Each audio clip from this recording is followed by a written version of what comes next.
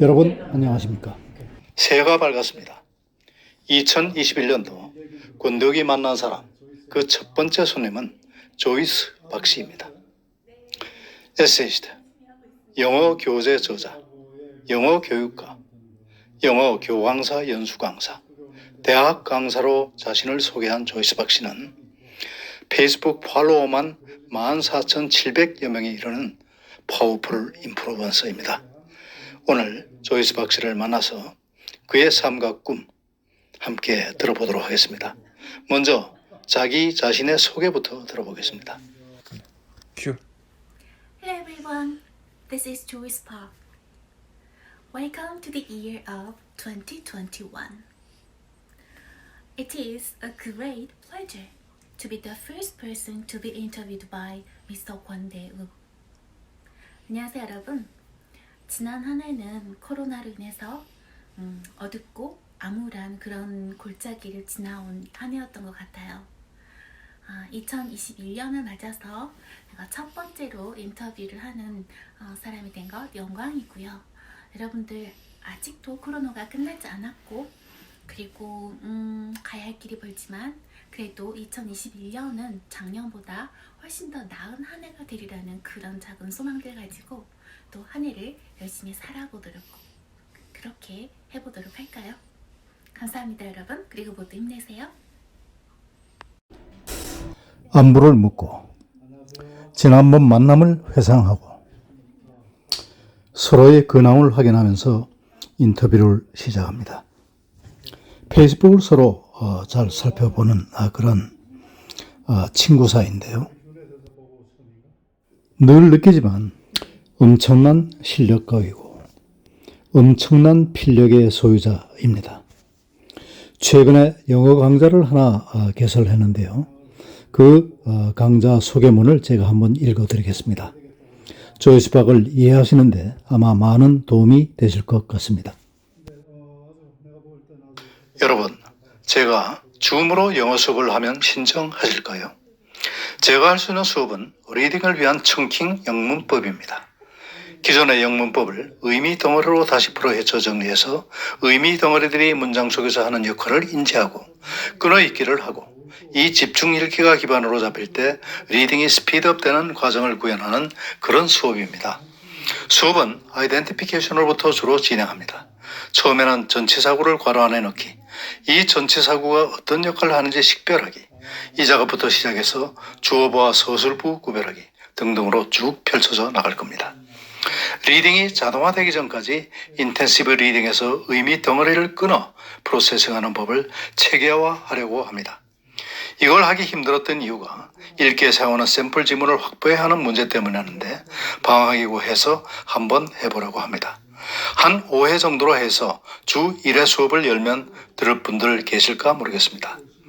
이 수업은 너무 비기너들은 못 따라오십니다. 한국식 영문법을 그래도 뗀 분들이 따라오시더군요. 너무 고급인 분들께도 안 맞습니다.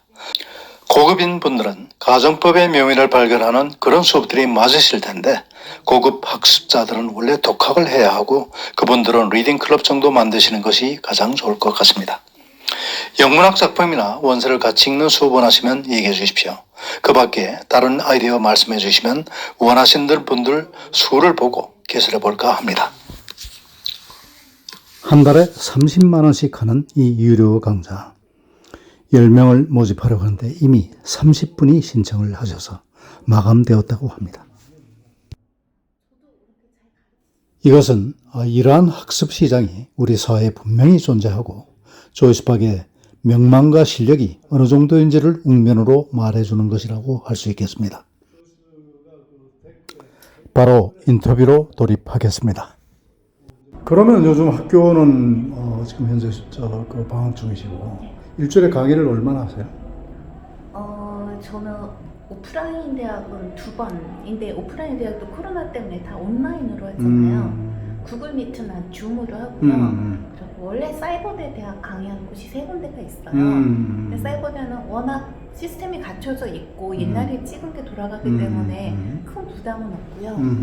그리고 이제 뭐 기관 강연들 하고 있습니다. 도서관이나 기업체 강연 하고 있습니다. 아, 참, 그 대단하세요. 그리고 지금 책을 지금 여태까지 많이 쓰셨죠? 네, 책이 지금 몇 권 좀 쓰셨나요? 간단히 좀 소개 좀 해주실래요? 다 세지를 못하겠는데요. 몇 권 쓰셨어요? 전체 한. 거의 한 이제 70권, 72권 정도 된 것 같아요. 네. 그렇게 많아요?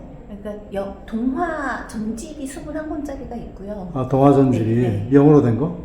아, 네, 영어로 아, 썼어요. 네. 아, 교육용 그러고. 영어도. 교육용 영어 동요. 아, 동화. 네, 그건 중국어로도 수출이 됐고요.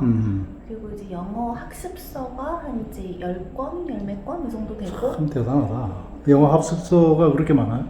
네. 음. 원래 영어 학습서 저서부터 시작을 해왔고요. 그리고 이제 이제 영어 책을 한국어로 번역한 것도 한 10권 이 정도 되는 것 같고. 그리고 나서 제가 저술한 책들이 요새 나오기 시작했잖아요. 그렇죠. 그래서 그게 이제 또 학습서 말고 일반 에세이나 일반 네. 저게 꽤 되잖아요. 네. 그거부터 좀 소개를 좀 해주시죠.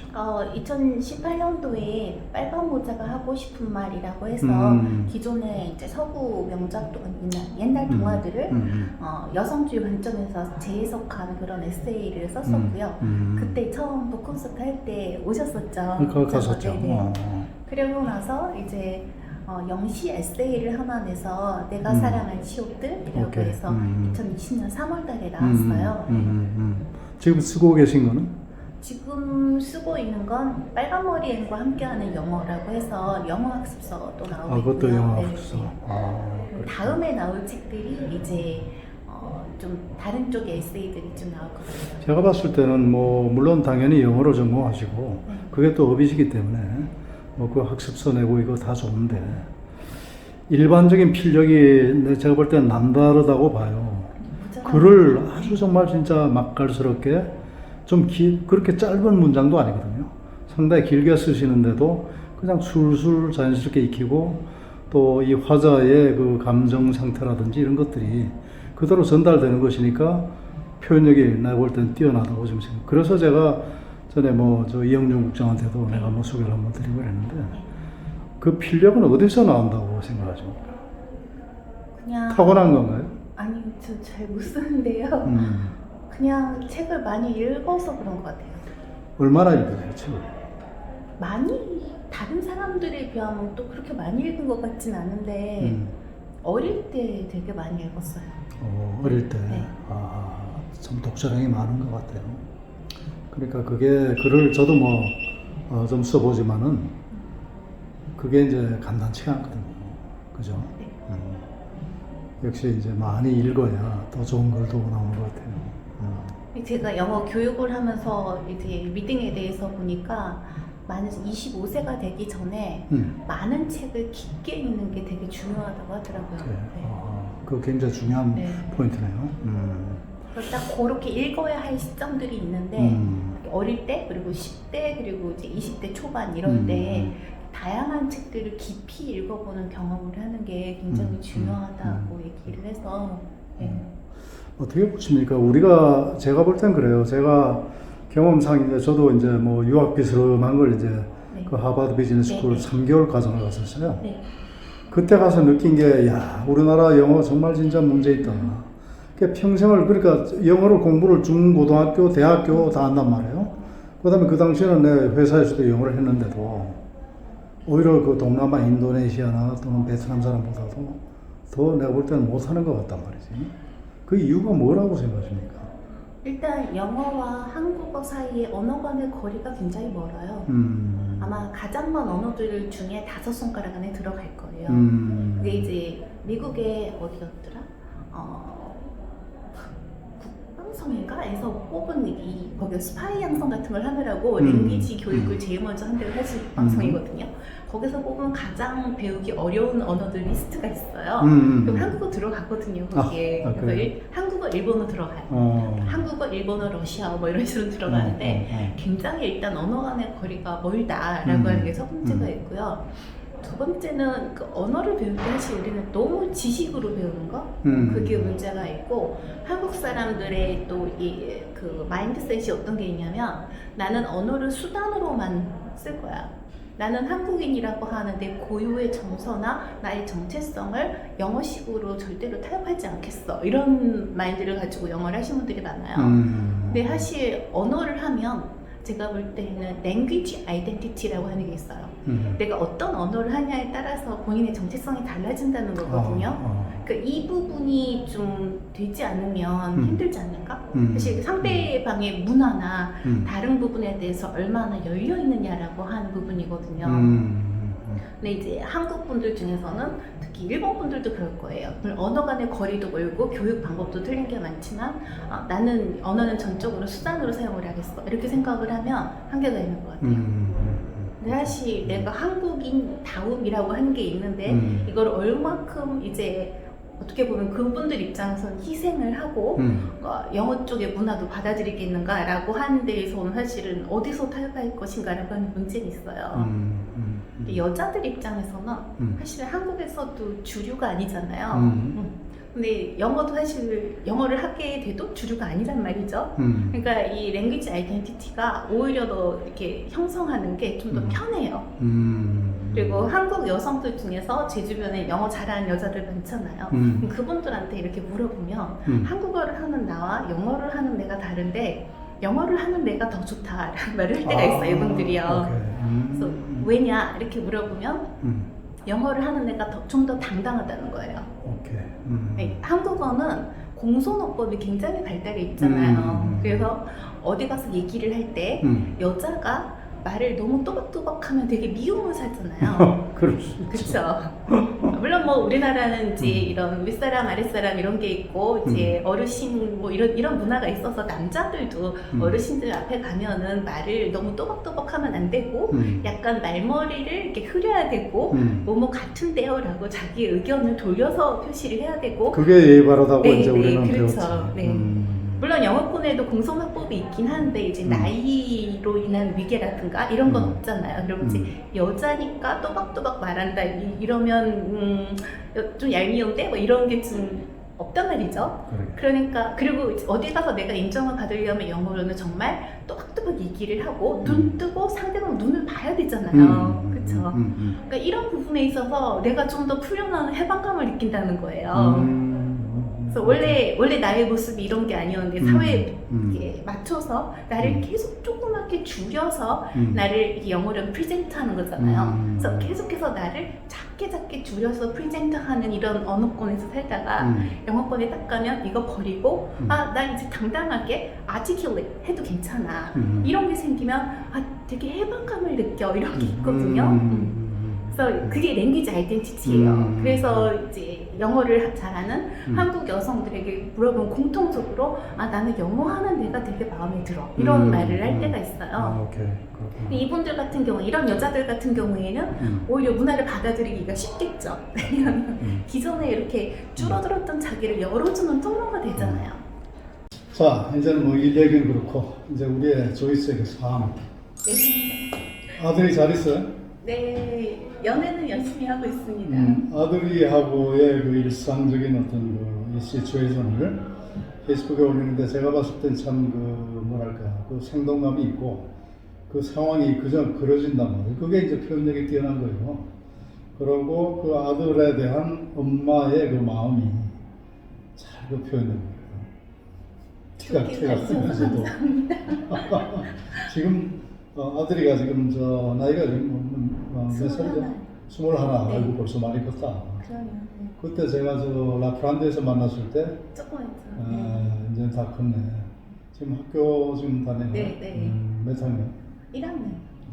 네. 이제 군대 가야죠. 그렇지. 군대 갔다 이제 취직도 하고. 본인은 뭘 원하나?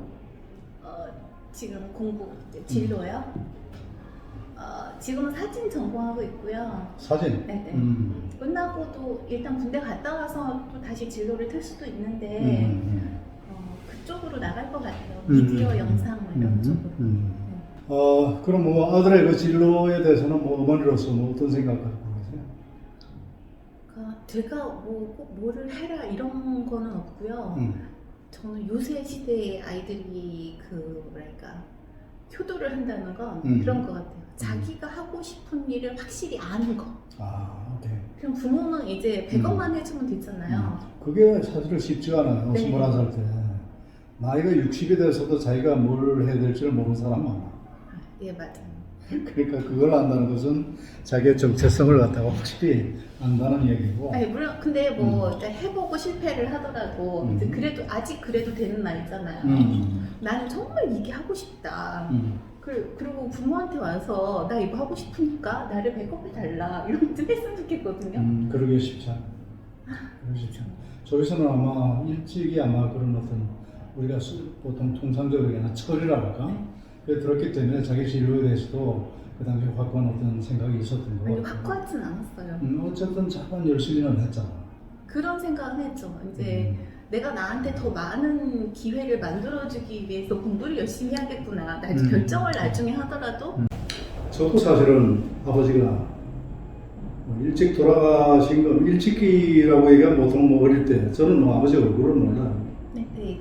그래서 어머니 할머니 손에서 자라다 보니까 지금 우리 조이스 그 아들 이 모자 관계가 나는 더 잘 느껴지고 그래지는 그래요? 그럼 네. 그러니까 이제 그게 이제 보면 공감 왜냐면 겪어본 사람이 공감을 할 수 있잖아요. 잘 성장하는 것 같습니다. 내가 남자의 입장에서 이렇게 보면은 유목이 있는 것 같고 엄마한테 장난도 치고 네. 바람직한 일이에요. 제가 안 좋은 점은 안 써서 그래요. 그 단점, 또 못나게 구는 거 이런 건 안 써서 그래요. 그걸 좋은 버전의 아들 모습만 써요. 아니 뭐 그 다 독자들은 감안해서 읽어요. 어떻습니까? 지금 조이스 직업으로서의 어떤 목표가 있을 것 같고 꿈, 그 다음에 한 인간으로서의 어떤 그 꿈 또는 네. 바라는 바 이런 것들이 있을 것 같은데 한번 오늘 한번 진솔하게 한번 얘기해 주시죠. 일단 직업은 영어와 관련된 일들, 영어 관련 컨텐츠들을 계속해서 만드는 것. 그 영어 교육의 최고가 되겠다. 영어 교육이나 영문화 뭐 이런 쪽 관련 컨텐츠를 계속 만들어서 일단 그걸로 가장 중요한 거는 먼저 먹고 살 수 있어야 되고요. 그리고 두 번째로는 그리고 그거보다 더 할 수 있으면 이제 그 일을 통해서 이렇게 손을 내미는 무언가를 하고 싶다 이런 생각은 했어요. 그러니까 원래 제가 처음에 영문과 대학원 진학할 때 선배들이 말리더라고요. 아버지가 회사원인데 오지 말라고 교수 못 된다고 막 말려서 제가 그때 그런 말 했었거든요. 제가 박사를 마칠 때쯤에는 남북이 통일이 될 거니까 나는 함흥대학에 가서 영어를 가르치겠다. 와. 이런 얘기를 했었는데 아직도 통일이 안 됐어요. 그래서 좀 이렇게 보고 있는데 저는 이제 저도 나이도 들고 이랬잖아요. 그래서 저는 다 얘기해서 근데 너무 추워서 함흥은 안 될 것 같고요. 이렇게 자꾸 추우면 몸이 너무 굳어서 힘들더라고요. 그래서 이제 황해도 이 정도 쪽으로 대주 뭐 이런데. 또 저희 아버지 고향이 황해도시니까 황해도 쪽으로 남북 통일이 되면 이제 황해도 이런 쪽으로 가서 북한에 있는 학생들한테 영어를 가르치는 거. 좋죠. 네. 그게 이제 뭐 제 인생의 그러니까 마지막. 어차피 뭐 여태까지 이제 그 직업으로서 영문학자로서 네. 또는 교육자로서 이 커리어를 쭉 쌓았고 제가 볼 땐 지금 굉장히 심화 과정에 지금 있는 것 같거든요. 제 생각에도 그렇게 지금 현재 뭐 여태까지도 이미 많이 쌓아오셨지만 이게 상하탑에서 가르치는 그런 어떤 그 영문학이 이게 아니고 네. 현실 세계에서 우리가 부닥치는 그런 거를 가르치는 것이 내가 볼 때 특징이고 네. 그게 또 내가 볼 때는 장점 중에 하나죠. 제가 봤을 때는 그걸로서도 사업적으로도 성공할 가능성이 굉장히 많다고 봐요. 그래서 아까도 얘기했지만 원하는 건 아니, 너무 크게 막 성공하고 너무 크게 이런 거 원하지 내가 않아요. 얘기하는 것은 네. 뭐 그렇다고 막 이걸 뭐 그게 아니고 그건 내가 봤을 때 조이스밖에 원하지도 않는 것 같고 다만 불편하지 않을 정도의 그거는 지금 있어야 되잖아요. 제가 살아보면은 경제력이 없지만 불편해 우선 첫째. 네. 그러니까 그거는 적어도 할 수 있을 정도의 그거를 저는 이제 상업적으로 얘기를 하는 거예요. 그리고 이제 양심적일 수 있는 여유도 사실은 편하죠. 기본적인 경제력이 있어야 나오는 것 그럼요. 같아요. 그래서 그럼 맹자님도 무왕산 무왕심이라고 그래요. 그거는 내가 볼 때 절대적으로 필요하고 그런 면에서는 굉장히 성공 가능성이 높다고 지금 봐요. 그래서 아까 내가 휴넷하고의 그 제휴를 지금 말씀을 드렸는데 그 과정을 조금 저는 무슨 내용인지 알지만 우리 구독자들, 시청자들을 위해서 한번 좀 설명을 해주세요. 지금 그 계획하고 있는 줌 강의. 제가 이제 소수정예로 하려고 했던 줌 강의는 리딩을 하기 위해서 어떤 과정이 필요한가를 사실은 굉장히 많이 들여다봤어요. 제 전공이 그런 쪽이기도 하고 그러면 리딩이라는 게 어떤 과정인가를 보면 사실 머릿속에서 이 의미 덩어리들을 청킹, 의미 덩어리를 끊어서 이거를 탁탁탁 청킹? 네, 미닝풀 청크를 이제 의미 덩어리라고 하는데요. 의미 덩어리로 우리 뇌가 프로세싱을 해요. 그러니까 잘 읽는 사람들은 이 덩어리가 커져요. 못 읽는 사람들은 레터 하나하나, 단어 하나하나 읽고 있을 때 잘 읽는 사람들은 예를 들면 Once upon a time 이걸 하나로 탁 찍어버리는 거예요. 우리 뇌가요. Once upon a time을 수십 번 들은 사람은 이거 once 한 번 이런 거 안 있잖아요. 할 필요가 없잖아요. 왜냐하면 Once upon a time이 옛날에 라고 하는 걸 알고 있으니까요. 그렇죠? 이게 머릿속에 템플릿이 생기는 건데 많이 읽으면 이 템플릿이 머릿속에 많아요. 그래서 우리가 미팅을 할 때에는 모든 레터나 모든 워드를 하나하나 다 읽는 게 아니라 once time 탁 앞하고 끝만 보고 찍는 거예요. 뇌가 계속해서. 그러면 이 어떻게 하면 우리가 이렇게 뇌가 계속해서 이 덩어리들을 잘 찍게끔 만들어 주는가? 이게 리딩을 자동화시키는 과정인데 자동화를 인텐시브 리딩에서 할 때는 그러면 이 의미 덩어리를 끊기 연습. 근데 이게 그냥 끊기만 가지고는 안 되더라고요.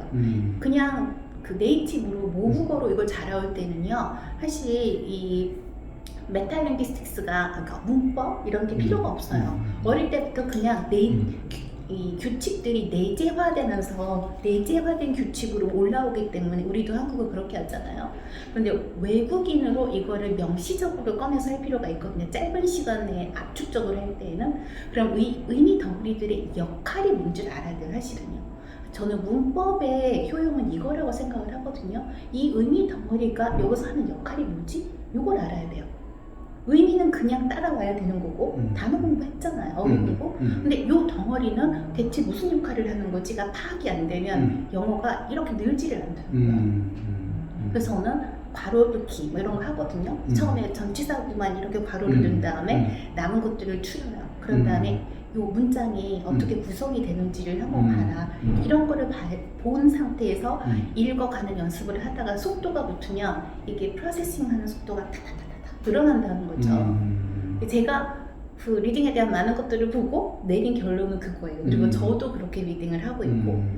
그래서 기존의 교수법에 보면은 이제 끊어읽기 연습을 시키는 교수법들이 있어요. PTL 같은 것들이 있고. 이게 이제 프레이즈 텍스트 레슨이라고 이런 것도 있고 근데 이 프레이즈 텍스트 레슨은 원어민인 사람이 만들어서 뭘 모르냐면 외국인들이 리딩을 할 때 의미만 처리하는 게 아니라는 걸 몰라요. 그러니까 내재화되어 있는 어떤 구문 있잖아요. 구문 구조 같은 게 우리는 그것조차 문제가 되잖아요. 그렇죠. 거기서 걸린다는 걸 그 교수법을 만든 사람 모르더라고요. 그래서 외국인한테는 하나가 더 필요한데 역할들을 파악하는 능력이 있어야겠다라는 생각이 들어서 기존의 문법 책에 우리가 배운 거를 흩어서 다시 다 정렬을 해요. 의미 덩어리로 청킹을 할 수 있겠고 그런 식으로 수업을 해서 자 한번 읽어볼까요? 그래서 결국은 그거인 거죠. 문법 우리가 왜 배워요? 리딩 잘해요. 그쵸? 그렇지. 네. 사실 뭐 스피킹 같은 경우에는 본인이 듣기나 말하기라는 심리적인 장벽을 좀 이렇게 무너뜨릴 필요가 있어요. 그게 필요가 있는데 우리가 기존에 그 영어 공부를 할 때 가장 잘할 수 있는 건 사실 리딩이잖아요. 사실 리딩 자체도 잘 안 된다는 건 굉장히 큰 문제가 되는 거고 현대 사회에서 저는 가장 중요한 스킬은 뭐냐면 구글로 정보 검색을 해서 나에게 가장 필요한 정보를 리딩을 통해서 빨리 습득하는 거잖아요. 이게 사실은 가장 필요하거든요. 왜냐하면 스피킹은 간단한 거는 이제는 번역기 돌리면 돼요. 그리고 간단한 영어는 이제 통역기도 나올 거예요. 그렇죠. 그렇지. 그런 환경이기 때문에 가장 음. 필요한 건 구글로 검색하기, 그리고 그 다 영어로 검색하는 거죠. 영어로 검색을 하고 나에게 그러니까 필요한 정보를 내가 얼마나 빨리 영어로 된 것을 흡수하느냐, 이게 가장 필요한 스킬이라고 생각을 하거든요. 알겠습니다. 그러면 분명히 내부터 수요가 좀 많을 것 같아요.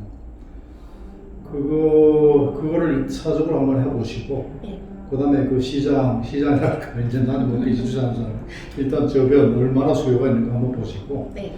그 다음에 한 달 정도 이렇게 한번 해보시면은 뭐가 문제고 네. 어떤 걸 개선해야 되겠고 아마 나올 겁니다. 그러면 또 다 다른 이제 네. 좀 꼭지로 이제 가면 될 것 같고요.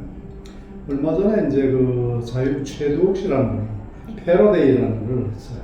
혹시 들어보셨는지 모르겠어요. 아니. 딴 거 없어요. 그냥 100명 딱 모아가지고 영어 좋은 문장들 그냥 읽고 그냥 이렇게 업로드 시키는 거예요. 읽은 거를. 네, 많이 하고. 그런데 네. 그게 그렇게 많은 그 반응을 일으킬 줄 몰랐어요. 호응이 있어요. 네. 아, 있어요. 우리 집사람도 그걸 했어요. 네. 그래가지고 떠든거리는 영어지만 자꾸 뭐 좋은 경우 읽고 나한테도 묻기도 하고 그래가지고 녹음을 해가지고 하는데 중요한 게 뭐냐면 100명이면은 100명 한 걸 다 들을 수가 있어요. 그 남은 걸 듣다 보면 자연히 또 외우게 되잖아요. 네. 아주 단순한 이런 어떤 그 프로세스인데도 많은 사람들이 들어오더라 이거죠. 내가 봤을 때는 거의 영어를 잘 하시는 분들이 많아요. 네. 그래서 내가 봤을 때 지금 리딩 있죠. 네. 분명히 이거 수요하실 거라고 봅니다. 삶은 어떻습니까? 조이스. 지금 어떠세요? 지금 행복해요? 행복하기 위해서 살면 불행하다 그러더라고요. 그래. 네, 그래서 행복하기 위해서 산다기보다 이제는 내가 얼마나 더 의미 있는 삶을 살 수 있을 것인가 이렇게 생각을 해야 행복과 불행은 늘 교차하는 것 같아요. 그래요. 그게 맞는 얘기고. 그럼 어떤데 그런 의미를 두시는 거예요? 어렸을 때는 사랑하고 사랑받는 것에 대해서 되게 절실했는데 지금은 그냥 사랑은 할 수 있을 때 의미가 있다 이런 생각도 하고요. 그리고 정말 인간으로 살면서 여자인 인간으로 살면서 여자들이 너무 그 관계에 치중을 하고 사랑받는데 너무 가치를 두는 게 오히려 별 의미가 없지 않는가 그런 생각이 들어요. 사람이 사실은 이 세상에서 사회에서 자기가 얼마나 쓸모 있는 존재인가를 아는 게 굉장히 중요하거든요. 그런데 관계 속에서 쓸모를 찾는 건 너무나 어려운 일이었고요. 사회생활, 일 이런 거를 통해서 자기 쓸모를 찾는 게 사실은 끝까지 자기 자긍심의 뿌리로 남는 것 같아요. 결국 이제 의미 있는 삶, 그것이 가장 이제 행불행을 갖다가 그걸 너무 집착을 하게 되면 사실 불행하게 되고, 그러니까 살아있는 어떤 이 세상에 태어난 어떤 소명이라는 게 난 있다고 보거든요. 그걸 찾아가는 과정. 그러니까 뭐 그게 그렇죠. 일단 직업으로서는 훌륭한 일을 지금 하시고 계신 거고, 삶도 그런 식으로 이제 의미 있는 그 삶을 이제 찾아가시는 거죠. 그러시고. 결혼할 계획은 있으십니까? 아니요. 안 해요? 네. 왜? never? 네, 네번. 왜? 귀찮아요. 왜라고 물으실까요? 귀찮아요.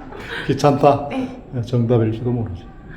아니, 그리고 이 삶의 단계가 여러 단계를 이제 지나왔는데요. 저 이제 저희 부모님 간병하면서 저희 아버지 이제 치매에 걸리셔가지고 지금 입원해 계시잖아요. 그런 거 보니까 늙어가는 준비를 되게 잘해야겠구나 이런 생각을 또 하게 됐고 또 하나가 이제 제가 나이가 있다 보니까 제가 누군가 만약에 결혼을 한다면 간병해야겠더라고요.